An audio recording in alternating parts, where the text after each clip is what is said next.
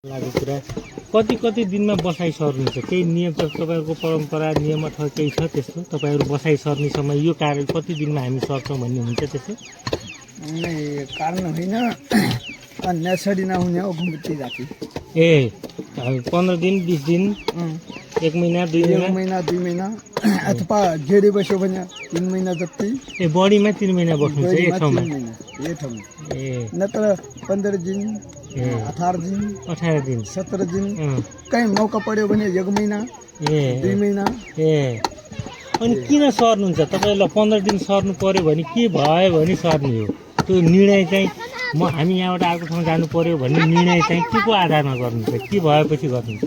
क्या लागि होइन आफ्नो उनी ठाउँमा जुनै ठाउँमा गइसक्यो भने उनी ठाउँमा यो काटोहरू पाउला कि काटोहरू हो कि गाउँ पनि नजिक होला कि अब बजार पनि नजिक होला कि अब घुना बाँदर पनि सस्तो होला कि भन्ने सोचाइ हो कि? ए भनेपछि बाँदरहरू पाइने ठाउँ, काठहरू पाइने ठाउँ, बजारको नजिक, गाउँको नजिक घुम्दै जाने घुम्दै जाने।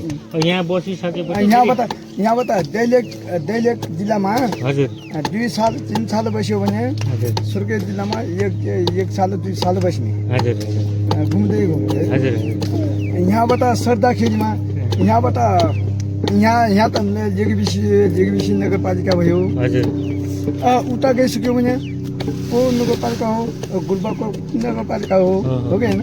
सुर्खेतै पर्छ गुल्बरको त नगरपालिकामा अलि तरकारी चुन तरकारीहरू सस्तो पर्दा कि